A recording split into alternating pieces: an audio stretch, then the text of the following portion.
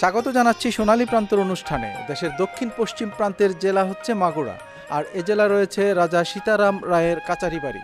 সম্মানিত দর্শক, আজ দেখুন মাগুরা জেলা এবং রাজা সীতারাম রায়ের কাচারি বাড়ির উপর তথ্যচিত্র। বাংলাদেশের দক্ষিণ পশ্চিমাঞ্চলের এক সমৃদ্ধ জনপদের নাম মাগুরা। মাগুরার নামকরণ করা হয় মুঘল যুগে। এর নামকরণ কিভাবে হয়েছে তা স্থিরভাবে বলা দুষ্কর। কিংবদন্তি থেকে জানা যায়, এককালে সুন্দরবনের কাছাকাছি এই অঞ্চলে মগ জলদস্যুদের অনেক উৎপাত ছিল। কুমার নদী ও নবগঙ্গা নদীর তীরে অবস্থিত বর্তমান মাগুরা শহরে ছিল তাদের আখড়া। নদীপথে তারা বর্গীদের মতো দস্যুপনা করত। তাদের নামেই মগরা থেকে মাগুরা হয়েছে। নেত্রকোনাতেও মগরা নামে একটি নদী আছে। তাছাড়া বাংলাদেশে মাগুরা নামে বেশ কয়েকটি গ্রাম রয়েছে। তবে জেলার মর্যাদায় উন্নীত হওয়ায় মাগুরা এখন শ্রেষ্ঠত্বের দাবিদার। তবে কোনো কোনো ঐতিহাসিকদের মতে মুঘল নবাব মুর্শিদ কুলি খাঁর আমলে মগদের অগ্রযাত্রা যেখানে প্রতিহত করে ঘুরিয়ে দেয়া হতো, সেই স্থানটির নাম রাখা হতো মগঘুরা। মগঘরাই পরবর্তীতে মাগুরা হয়েছে। মাগুরা তথা যশোর ফরিদপুর এলাকার মগ দস্যুদের অত্যাচার ও লুণ্ঠনের কাহিনী আজও ইতিহাসের এক বেদনাময় অধ্যায়। খোকা ঘুমালো, পাড়া জুড়ালো, বর্গি এলো দেশে, বুলবুলিতে ধান খেয়েছে, খাজনা দিব কিসে। বহুল প্রচলিত এই ছড়াটিও সেই সময়ের প্রকৃত চিত্র তুলে ধরেছে। মোহাম্মদপুরের রাজা সীতারাম রায় ও যশোরের রাজা প্রতাপদিত্য মগবর্গীদের দমনে কার্যকর ভূমিকা রাখেন। বলা চলে, দস্যুদের এই রাজাই প্রতিহত ও পরাজিত করেন। বহু মগবর্গীয় রাজা সীতারামের কাছে আত্মসমর্পণ করেন। ১৭৮৬ সালে ব্রিটিশ আমলে বাংলা প্রদেশের প্রথম গঠিত জেলা যশোর। ১৮৪৫ সালে যশোর জেলার প্রথম মহকুমা করা হয় মাগুরাকে। পরবর্তীতে দেশ স্বাধীন হবার পর প্রশাসনিক বিকেন্দ্রীকরণের মাধ্যমে ১৯৮৪ সালে মাগুরা মহকুমাকে জেলায় উন্নীত করা হয়।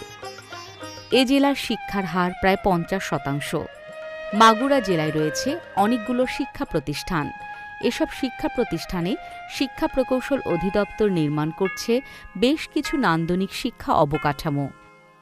আমাদের পিছনে আমরা যে দৃষ্টিনন্দন ভবনটি দেখছি, ভবনটি অত্যন্ত স্বাস্থ্যসম্মত, ওয়েল ভেন্টিলেটেড, ওয়েল লাইটেড, এবং এই ভবনে শিক্ষার্থীদের 3টি ফ্লোরেই ওয়াশরুম আছে, যেখানে আপনার ছাত্ররা আলাদা এবং ছাত্রীরা আলাদা ওয়াশরুমগুলো ব্যবহার করতে পারে।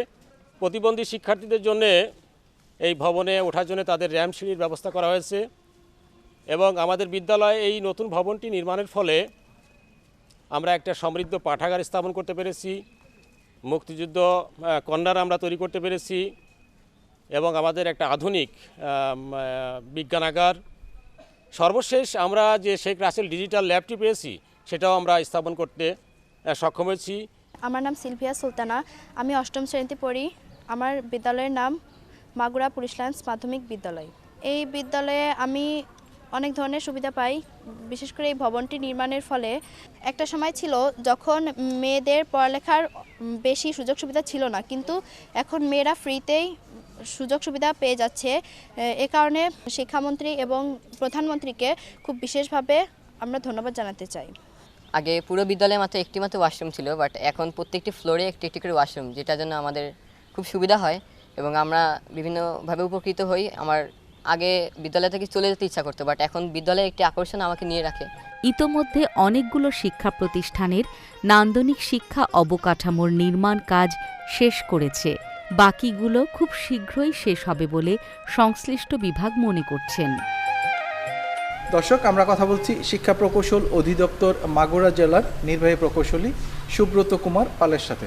আপনার কাছে জানতে চাইব, আপনারা যে শহর থেকে প্রত্যন্ত এলাকা পর্যন্ত নান্দনিক ভবনগুলো নির্মাণ করছেন, এই ভবনগুলোতে কি কি সুবিধা থাকছে? ভবনগুলা প্রথমত তো দৃষ্টিনন্দন অত্যাধিক পরিমাণে, তা তো আপনারা দেখেছেনই।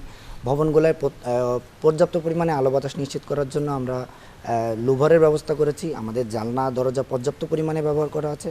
এছাড়াও আমরা মাননীয় প্রধানমন্ত্রীর প্রতিবন্ধী শিক্ষার্থীদের শিক্ষাদানের ব্যাপারে যে নির্দেশনা, সেই নির্দেশনা বাস্তবায়ন করার জন্য প্রত্যেকটি প্রতিষ্ঠানের সাথে আমাদের প্রতিবন্ধী র্যাম্প ব্যবহার করা হয়েছে, প্রতিবন্ধী টয়লেট ব্যবহার করা হয়েছে, ছেলে ও মেয়েদের আলাদাভাবে টয়লেটের ব্যবস্থা করা হয়েছে যাতে ছেলে মেয়েদের সম্পূর্ণ প্রাইভেসি বজায় থাকে। শিক্ষকদের জন্য আলাদা টয়লেটের ব্যবস্থা করা হচ্ছে এবং প্রত্যেকটি ক্লাসরুমে পর্যাপ্ত স্পেসের ব্যবস্থা করা হয়েছে। আচ্ছা, এই যে আপনারা ভবনগুলি নির্মাণ করছেন শহরে এবং গ্রামে, তো এই শহরের ভবন এবং গ্রামের ভবনের মধ্যে কি কোনো সুবিধার দিক থেকে কোনো পার্থক্য আছে? না, আমরা সুবিধার দিক থেকে কোনো পার্থক্য রাখি নাই। শহরের ভবনগুলো কিছু কিছু মেট্রোপলিটন সিটিতে যেসব ভবনগুলো আছে সেগুলো একটু সুউচ্চ, হয়তো 6 তলা বা 8 তলা, আর গ্রামের দিকে যেগুলো আছে মফস্বল সেগুলো জেলা শহরেও এবং মাগুরা শহরেও সব ভবনগুলি 4 তলা 3 তলা ভিত বিশিষ্ট। তো এখানে আলাদা করে কোনো পার্থক্য রাখা হয়নি। আগে তো বিশাল একটা ক্যাম্পাস, 2টো টয়লেট থাকতো, এখন প্রতি ফ্লোরে 4টা 6টা এরকম করে। তো এখন এগুলি পরিষ্কার রাখার জন্য বা মেনটেন করার জন্য বিদ্যালয়ের শিক্ষার্থী এবং শিক্ষকদের প্রতি আপনাদের কি অনুরোধ থাকে? প্রত্যেক শ্রেণী থেকে অন্তত 2 জন বা 3 জনের একটা টিম করে যাতে অন্যান্য শিক্ষার্থীদের বিষয়টি শেখাতে পারে, কারণ ফ্লাশ ইউজ করা, পুশ ইউজ করা, এই ইউজ করাগুলো আমরা যাতে শেখাতে পারি সেই জন্য আমরা প্রধান শিক্ষক এবং অন্যান্য শিক্ষক মণ্ডলীকে আমরা সেই নির্দেশনা প্রদান করে থাকি। এটি শব্দালপুর ইউনিয়ন মাধ্যমিক বিদ্যালয়। শিক্ষা প্রকৌশল অধিদপ্তর এই বিদ্যালয়ে একটি 4 তলা ভিত বিশিষ্ট নান্দনিক ভবন নির্মাণ করেছে। খুব শীঘ্রই এটি 1 তলা ভবন থেকে 4 তলা ভবনে উন্নীত করা হবে বলে বিদ্যালয় কর্তৃপক্ষ মনে করছেন। আমি মোহাম্মদ হারুনুর রশিদ, প্রধান শিক্ষক, শব্দালপুর ইউনিয়ন মাধ্যমিক বিদ্যালয়। বর্তমান সরকার আমাদেরকে যে সুযোগ সুবিধা বিশেষ করে শিক্ষা খাতে দিয়েছে, অতুলনীয় সুযোগ, যেটা আমরা পূর্বে কল্পনাও করি নাই। এখন আমরা যে অবস্থানে আছি তাতে ছেলেমেয়ের লেখাপড়ার মান অনেক ভালো হয়েছে। অর্থাৎ এই স্কুল আমরা স্টার্ট করেছি 2001 সালে, আর আমরা এই ভবন পাইছি 2019 সালে আমরা পাইছি। তাহলে বলেন যে আমরা তো অনেক কষ্ট করেছি, অনেক চড়াই উত্তরাই পার করে আমাদের এই পর্যন্ত আসছে। এই যে সরকারের প্রতি আমরা অত্যন্ত খুশি। আমরা শুনেছি এবং আমরা দেখেছি যে আমার স্কুল শ্রীপুর থানার মাঝে এখন সবচেয়ে উন্নত পরিবেশে লেখাপড়া হয়, এবং যদি আমাদের এইটা যদি 4 তলা ভবন সরকারের কাছে অনুরোধ, তাহলে আমরা ছেলেমেয়েদের সুষ্ঠু পরিবেশে লেখাপড়া শিখাতে পারবো এবং আমরা ভালো রেজাল্ট করতে পারবো। আমাদের এই বিদ্যালয়ে প্রথমে বাথরুম ছিল না, এখন সেটা পাওয়ার জন্য আমাদের অনেক সুবিধা হয়েছে। আগে আমরা বৃষ্টির মধ্যে ভালো করে পড়াশোনা করতে পারতাম না, বই খাতা ভিজে যেত, বাট নতুন বিল্ডিং পাওয়ার ফলে আমরা পড়াশোনায় মন দিতে পারি, ভালোভাবে পড়াশোনা হয়। আগে ভাঙাচোরা ছিল বলে আমাদের স্কুলে আসতে মন যেত না, বাট এখন এত সুন্দর বিল্ডিং পাওয়ার জন্য আমরা স্কুলে আসলে আর বাড়ি যেতে ইচ্ছা করে না। এই বিদ্যালয়ের শিক্ষার্থীরা লেখাপড়ার পাশাপাশি সাংস্কৃতিক কর্মকাণ্ডেও এগিয়ে রয়েছে। দর্শক, আমরা আছি মাগুরা জেলার শ্রীপুর উপজেলার শব্দালপুর ইউনিয়ন মাধ্যমিক বিদ্যালয়ের শিক্ষার্থীদের সামনে। তাদের পরিবেশনায় সাংস্কৃতিক অনুষ্ঠানের অংশবিশেষ দেখে আসি।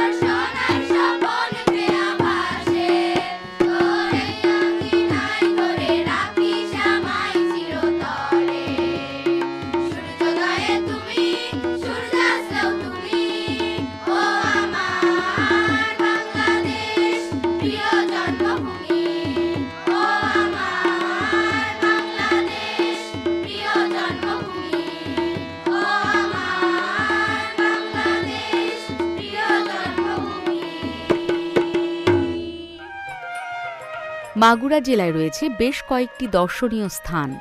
এর মধ্যে সিদ্ধেশ্বরী মঠ, ভাতেভিটা পুরাকীর্তি, তালখড়ি জমিদার বাড়ি, বিরাট রাজবাড়ি, চণ্ডীদাস ও রজকিনীর ঐতিহাসিক ঘাট, রাজা সীতারাম রায় রাজপ্রাসাদ। দর্শক, চলুন দেখে আসি রাজা সীতারাম রায়ের কাচারি বাড়ির উপর তথ্যচিত্র। এটি রাজা সীতারাম রায়ের রাজধানী ও বাসস্থান। ১৬৮৫ সালে মাগুরা সদর থেকে ২৮ কিলোমিটার দূরে মধুমতি নদীর তীরে অবস্থিত। একসময় এখানে অনেক কিছুই ছিল, যেমন দুর্গের ধ্বংসাবশেষ, কাচারি বাড়ি, রামসাগর, দুধসাগর, কৃষ্ণসাগর ও দোলমঞ্চ। এখন বিভিন্ন ধ্বংসাবশেষ ছাড়া কিছুই চোখে পড়ে না। ইতিহাস বিজড়িত রাজা সীতারাম রায়ের সেই ঐতিহাসিক বাড়িটি অনেকটা বেদখল হয়ে গেছে। দর্শক, আমরা এসেছি মাগুরা জেলার মোহাম্মদপুর উপজেলার রাজা সীতারাম রায়ের কাচারি বাড়িতে। কথা বলছি কয়েকজন দর্শনার্থীর সাথে। আপনারা এই যে কাচারি বাড়িতে আসছেন, কি কি দেখেছেন? হ্যাঁ, আমরা এসেছি অনেক দূর থেকেই। আমরা বেশ কয়েকজন আসছি, চারিদিকে ঘোরাফেরা করে দেখলাম প্রায় ৪০০ বছরের পুরাতন একটি বাড়ি। এই বাড়িটি উপজেলার প্রাণকেন্দ্রে অবস্থিত, বেশ দৃষ্টিনন্দন বাড়ি। রাজা সীতারাম সাহেব উনি ভারতবর্ষ থেকে এসেছিলেন, আমরা এখান থেকে লোকমুখে শুনতে পেলাম। রাজবাড়ির ভেতরে ও বাইরে প্রজাদের জলকষ্ট দূর করার জন্য রাজা একটি বিশাল দিঘি খনন করেছিলেন। সংস্কারের অভাবে দিঘিটি ভরাট হয়ে গেছে। দুধসাগর ও পদ্মসাগর নামের দিঘি দুটি এখনও কালের সাক্ষী হয়ে আছে, যা সপ্তদশ-অষ্টাদশ শতাব্দীতে এখানে পত্তন হওয়া উন্নত এক জনপদের স্মৃতিচিহ্ন হিসেবে বিবেচনা করা হয়। মুর্শিদাবাদের নবাব সরকারের একজন আমলা সীতারাম রায়, যিনি আমলা থেকে জমিদারি এবং পরে স্বীয় প্রতিভা বলে রাজা উপাধি লাভ করেন। উপাধি লাভের পর রাজার মতোই রাজ্য বিস্তার করতে থাকেন এবং সেনাবল বৃদ্ধি করে তিনি পার্শ্ববর্তী জমিদারদের ভূ-সম্পত্তি দখল করেন। তিনি নবাব সরকারের রাজস্ব প্রদান বন্ধ করে স্বাধীন সার্বভৌম রাজার মতোই জমিদারিতে প্রবর্তন করেন নিজস্ব শাসন ব্যবস্থা। রাজা সীতারাম রায়ের শাসন ব্যবস্থা বেশিদিন স্থায়ী হয়নি। কথিত আছে, প্রজাদের উপর অত্যাচারের মাত্রা বৃদ্ধি হওয়ার পর প্রজা বিদ্রোহে আত্মসমর্পণ না করে সপরিবারে আত্মাহুতির মাধ্যমে তার শাসন ব্যবস্থা এবং রাজ্যের অবসান ঘটে। দর্শক, এতক্ষণ দেখেছেন মাগুরা জেলা এবং রাজা সীতারাম রায়ের কাচারি বাড়ির উপর তথ্যচিত্র। আগামী সপ্তাহে একই সময়ে দেশের অন্য কোনো প্রান্তে আবারও দেখা হবে। আর অনুষ্ঠান সংক্রান্ত মতামত জানাতে আমাদেরকে ইমেল করতে পারেন। আমাদের ইমেল অ্যাড্রেস হচ্ছে sonaliprantор@gmail.com। আজ এ পর্যন্তই। সবাই ভালো থাকুন, সুস্থ থাকুন এবং নিরাপদে থাকুন। আল্লাহ হাফেজ।